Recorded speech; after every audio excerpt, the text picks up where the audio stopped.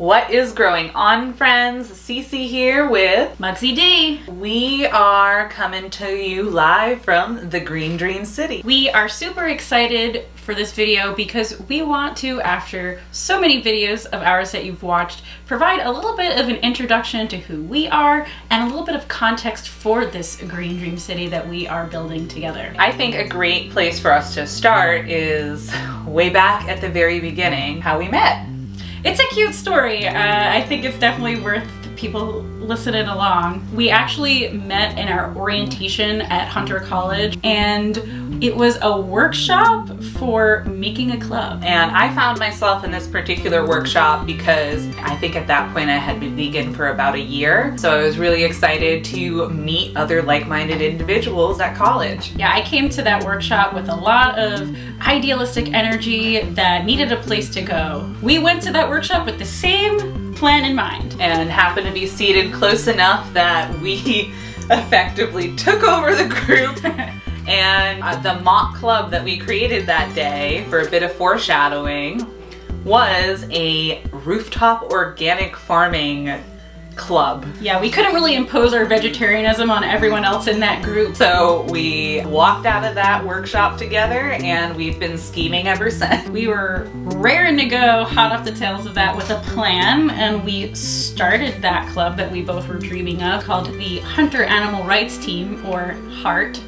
Adorable. So cute. We weren't just active on campus. We also would spend our weekend doing demonstrations around the city. And we didn't just have all of that energy in us for animal rights issues, but it was an interesting time around the mid-2000s. This was when we had wars happening, and we branched out a little bit at that time, started going to Union Square, where there was a bunch of people who would hang out and do speak outs. We got really involved in the anti-war effort there, and we even planned our own little sit-in for peace. Mm-hmm. You know, there was these incredible conversations that were just happening in public squares and in the parks. And then there was also the Bloombergville protests that were happening. There was a lot of organizing, a lot of excitement on the heels of the Arab Spring. And so then in September, the clarion call to Occupy Wall Street. Mugsy and I were there day one. We were in that several-hour General Assembly where everyone argued about whether we were staying or going home. And Cece stayed, and I would come and go. It was a really interesting time to see how that movement progressed. I was so inspired by the work that you did there. I would say my role was more of like a support role, a lot of legal support, which actually led me to redirect my efforts in school from political science focus to a pre-law focus. Academically, this was around the time that I started doing different internships. I always loved writing, so I was doing a sustainable agriculture internship where I was blogging, the ecocentric blog, and I remember watching as Cece was doing all this amazing work with Occupy Wall Street, and I came along for the Farmers March. They had an urban and rural farmer solidarity march that I covered for the blog. I loved seeing the food that you were helping to distribute. It was a beautiful time, I think, for that energy of trying to make the world a better place. And it was interesting to see also how it kind of helped us to hone our own skills and individual interests within the world of activism and in our careers. Very, very true. Yeah, towards the end of my involvement with the Occupy Wall Street movement, I was part of the Occupy Wall Street Bike Coalition, and it really was my first foray into the transit justice side of things. Yeah, this was a time of career exploration. While I was getting really into environmentalism, I also was considering law as a career. After graduating college, I did a little work as a paralegal, but I was finding that it wasn't really bringing me the same joy that working outside and advocating for environmentalism really was. I didn't really have a route that I was necessarily going to take, but all those internships I did in college paid off, because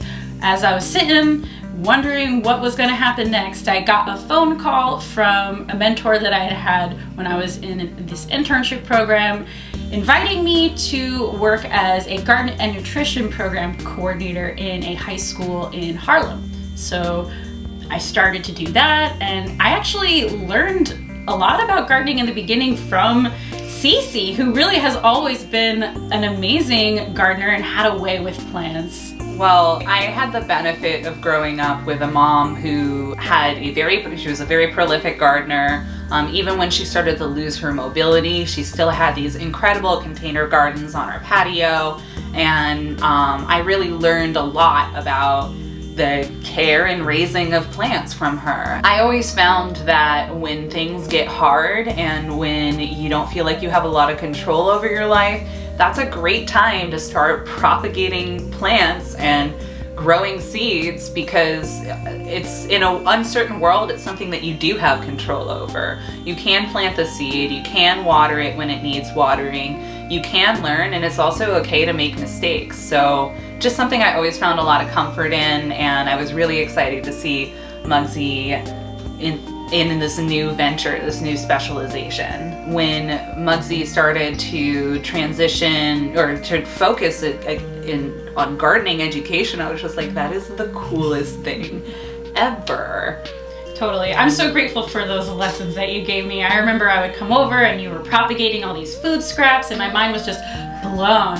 I learned so much from you and also from volunteering. New York City has so many amazing community gardens. Shout out to Tanya Fields, who taught me a lot, especially in my early days. So it was interesting to see how, even though our careers were sort of taking like different paths, we both decided we weren't going to go the law route, but we were always supporting each other as we grew professionally. You should be so lucky to have a friend like Muggsy. Like, aw, you're so sweet.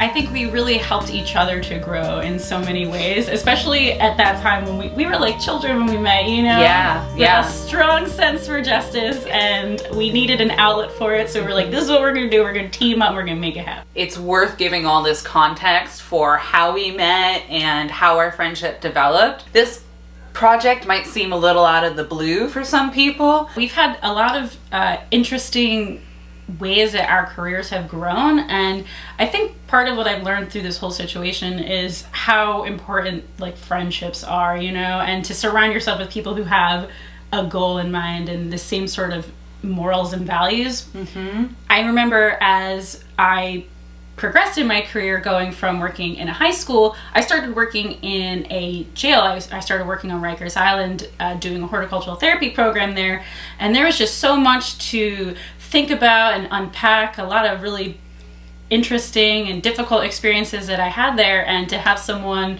who I knew had the same sort of socio-political foundation and compassion really helped me. Yeah, I've spent a lot of time in the proximity of the criminal justice system. I understood how difficult the work that Muggsy was doing was, and I was really grateful that I had that perspective so that I could be there for her, because it's really important work, but it's really difficult work, and I just wanted to take a second to acknowledge that. Thank you.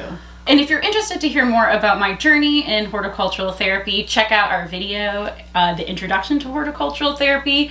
But as I worked on Rikers, I found that I wanted to expand the populations that I was working with. I'd always really been interested in working with people with developmental disabilities, and so I was very blessed to find a position working as a horticultural therapist and working in a myriad of group homes. Again, I turned to Cece for help, because before, where I was just going to one place every day, all of a sudden now I gotta lug around a whole horticultural therapy class to 12 different group homes. So how am I gonna do that? Well, after years of advocating, I decided, yes, it's time to get that cargo bike, and Cece taught me how to ride it. I'm super comfortable now. I'm zipping around Brooklyn and I feel like a superhero on that thing. I went from doing bike repair for free to working on bikes, doing delivery, getting exposed to cargo bikes. You know, eventually that led to me, you know, being so specialized, opening my own bike shop.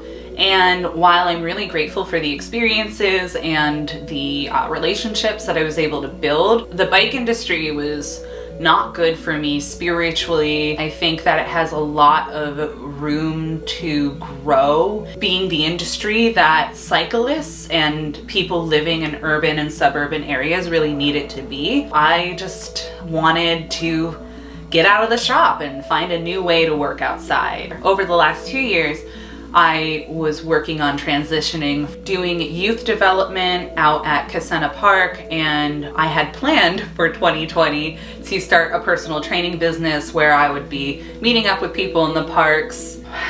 But that was... And then the panorama hit. Yes, the thing that cannot be named. The panini. That hot, spicy panini. Things changed real quick. Yeah, definitely. We both went from having these very like hands-on careers where you seemingly need to be there in person to all of a sudden now everyone has to stay apart. For me, as a horticultural therapist, it was a really big challenge, especially since it started in March. This is the beginning of the growing season. The gyms had closed and I wasn't able to teach at my program, so I resorted to doing the thing that I always do when things are uncertain: plant things. Spent most of the quarantine building a ridiculously prolific, very illegal fire escape garden, but I regret nothing. That was a crazy time, especially the beginning. Everything changed and I adapted. I was able to get plants out into the community in a much reduced capacity, but large in part I went from hands-on sensory experiences to virtual. So that's been a really interesting transition for me. I basically have become the Steve Irwin of Zoom, and I'm zipping around on Google Earth teaching about nature and animals and trying to give people information so that when they do manage to get out on a walk, we're able to identify the plants and animals in our urban environment. We've all had many different challenges and types of challenges exacerbated by the quarantine. I think that in many ways, fault lines that already existed were sort of emphasized in this new lifestyle. Not only was my career changing, but I also found myself getting out of a long relationship I had been in. So I was living in Queens and I went from living with a partner to being alone and honestly struggling to afford my rent. I definitely delved into gardening as a way to deal with that situation. I had a beautiful garden in Queens, but make sure you check out that video. Oh yes, and you can see what happens, because as much as I say I love to garden, that garden got a little neglected. Well, it's hard to take care of so many other people's gardens and then come home and take care of your own.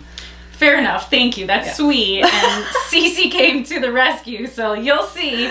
That was a big transformation. But I think it's worth saying, yes, you had your own set of challenges, and I think that you met the challenge of doing horticultural therapy, providing, I think, a valuable service at a very vulnerable time in such a unique way. And I just couldn't help but be like, Muggsy, like, you can't keep living here. I want a garden like this. You're doing this incredible work. I love sharing things with people. Yeah. What if we teamed up and started apartment co-living situation, a garden, and a channel, this resource? Best idea ever. I literally did not have to think twice. I immediately was like, yes, let's do this. We both love what we do and we love to share that with others. You can see we both have a lot of enthusiasm, and so what better outlet than to teach other people how to do the cool stuff that we're doing. And the challenges presented by the quarantine don't really stop here. I think if we're looking to our future, these are the kind of skills that we're all going to need to really learn. I always loved your little tagline, follow me if you want to survive, because I feel like that's true. We are all in this together, but thank God I had a friend like you to come up with that idea, because it saved me. It's really real. If you are in desperate need of a dose of PMA, I will tell you, as things start to thaw out and, the seasons start to change, really think about ways that you can enhance or improve your environment, because even just getting into this apartment, even though we haven't been able to build out the whole garden, it's been winter, just the change in environment itself has done so much. And I also, again, think it's really amazing what you can do when you're surrounded by people who share your values. I just want to say, I want that for you in 2021. So we're here to help you get it. An important point that we want to make: we share this story to demonstrate that this has been a journey, that we didn't suddenly wake up one day and have all the resources and knowledge that we needed to embark on something like this. This has been a process. We want you to feel empowered to start that process tomorrow, today, whenever you want. You know, I definitely hear a lot as a horticultural therapist, people tell me, oh, I don't have a green thumb thing, I don't believe in that. I definitely have killed plants in my day. It's all about learning, about experience, and trying things out, experimenting. And we want to encourage that spirit of doing something new, even if it scares you, because look at what you can grow and what you can get out of it. Exactly. If you plant a seedling and it dies, you just plant another one. One of the major tenets of horticultural therapy is accessibility. The idea that working with plants, growing food, it's available to everybody, and you basically scale what you're going to do to what you have. So while we're growing in New York City in an urban environment, some people might not have a backyard. So we're going to talk about things you can grow inside, but also to scale it. If you're lucky enough to have land, these are skills that you can take and magnify. Anybody can garden. I've worked with people from so many different populations. What we're hoping that we're bringing also that's a little bit different than a lot of other gardening channels out there, because there are a lot of them, I've noticed that even the ones that are specialized for urban populations, we're talking about West Coast urban, which is very, very different than the kind of situation we have in the Northeast, in New York City. We really want to create a space to highlight what we're able to do in these smaller spaces. There's so much inspiring work that happens in New York City, and I have been so lucky to get to work with so many amazing people, and we want to highlight what's going on here and what you're able to do. I think it's important as well to provide a little bit of that context geographically, sociologically, politically. I am so interested in not just how to grow plants, but how to identify what they are, where did they come from. The ethnobotany of it all is very interesting, and I think it deepens our appreciation for plants. I think that's a great point. And so that's another added value that we hope to bring here, understanding our stories through plants. So while we're providing this cultural, sociological context, we want to take the time to also acknowledge some of the aspects of gardening and land use that might be difficult. And we have a painful history of land use in our country. And even the term homesteading, if we look at the history, was an act that was used to remove Native Americans from their land. So while we are using the term homestead in the title of this video, YouTube is the second largest search engine, so we want to capture people who want to start a place where they are growing and living. We also want to provide a little bit of that history. So we're bringing information that's grounded in a historical understanding, and while we want to share information, there's also an ethic behind it and a political framework. All that to say, we're talking about plants, but we're also talking about people, we're talking about history, we're talking about folklore. We want to provide levels of information. That's why you might see some videos geared towards unpacking holidays, because you see there's an abundant use of plants in our holiday decorations, and there's an interesting history there. So while we're definitely focused on growing, we are teaching about a variety of topics related to environmentalism and where society and ecology meet. I hope that you guys are excited to join us on this little journey in the Green Dream City. If you want to stay up to date with us, make sure that you like this video, subscribe, tell your friends. There's a new gardening channel in town. Totally. Yeah, we are going to have a lot of really exciting things coming up. We're 10 videos in, but you haven't even seen anything yet, because this garden is going to grow to unseen heights. We haven't even built the garden yet, fam. Yeah. So be sure you subscribe, hit that notification bell, and come check out what we got growing in the Green Dream City. Yeah. We'll see you soon. Nice! Woo, woo, woo, woo. We did it. it. That was beautiful. Yes. Fucking killed it. I keep saying how excited I am.